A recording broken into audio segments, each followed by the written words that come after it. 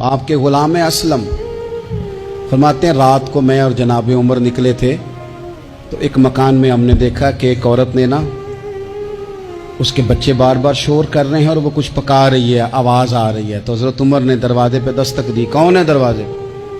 کہا میں ایک غلام ہوں۔ حضرت عمر کہتے ہیں غلام ہوں، بہن کیا مسئلہ ہے، بچے کیوں رو رہے ہیں؟ تو بی بی کہنے لگی تمہیں کیوں بتاؤں، جاؤ نا اپنا کام کرو۔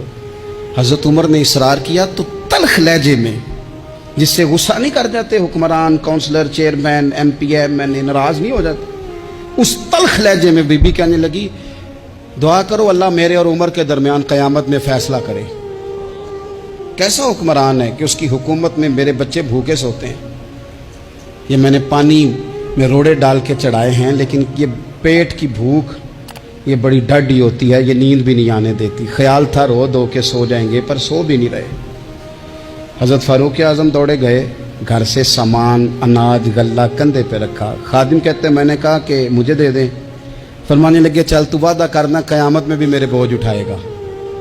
کہ حضور نہیں، وہ تو میرے بس کی بات نہیں۔ فرمایا پھر مجھے کرنے دے۔ دوڑے آئے، اس خاتون کے دروازے پر لا کے وہ چیزیں رکھی، کہا بہن اگر تو پردہ کر لے تو یہ غلام نا آج کھانا پکا دے تیرے بچوں۔ پھر وہ گھی چڑھا کے، چینی ڈال کے، کچھ سامان پکتا تھا وہ کھانا پکایا۔ غلام کہتے ہیں جب پھونکے مارتے تھے تو داڑھی سے دھواں نکلتا تھا، آگ جلاتے تھے دھواں نکلتا، پھر کھانا پکایا، پھر ان بچوں کو کھلایا۔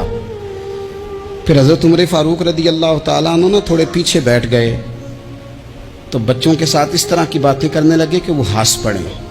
جناب اسلم کہتے ہیں بچے اس بیوہ کے ہنستے تھے، بچے ہنستے تھے اور عمر روتے تھے۔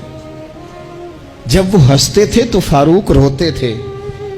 پھر وہ بچے آہستہ آہستہ لیٹنے لگے اور جب وہ سونے کی طرف بڑھنے لگے تو حضرت عمر کہنے لگے بہن میں جاؤں؟ کہنے لگی رب تیرا بھلا کرے، میرا کلیجہ پھٹ جاتا اگر میرے بچوں کو آج شام بھی روٹی نہ ملتی۔ تو سیدنا فاروق اعظم رضی اللہ تعالیٰ عنہ کہنے لگے پھر تو میرے لیے دعا کرے گی؟ کہنے لگی میں دعا کرتی ہوں اللہ عمر کی جگہ تیرے جیسا کو نیک آدمی بٹھا دے۔ تو حضرت عمر کہنے لگے ایک چھوٹی سی گزارش بھی مان لو گی؟ کا کیا؟ فرمانے لگے کوئی یہ میری خدمت اگر پسند آئی ہے تو عمر کو معاف نہیں کر دیتی؟ غلطی ہو گئی، اسے پتہ نہیں تھا۔ اپنے منہ سے کہنے لگے سیاںا بھی نہیں، باشعور بھی نہیں، اسے چاہیے تھا خلافت کی ذمہ داریاں نہ لیتا۔ لیکن حضرت صدیق نے کہا تو وہ مان گیا، لیکن بہن میں اسے جانتا ہوں، بزدل بڑا ہے، کمزور بڑا ہے، ضعیف بڑا ہے، اگر تو قیامت میں اس کی شکایت لگائے گی تو بڑا کمزور پڑ جائے گا، اس کے لیے مشکل ہو جائے گا۔ تو کہنے لگی اچھا اگر تو اتنی سفارش کرتا ہے تو جا، میں نے عمر کو معاف کیا۔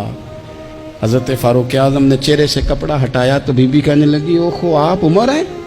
آپ فرمانے لگے میں جو بھی ہوں تو وعدہ کر چکی ہے کہ تو نے عمر کو معاف کیا۔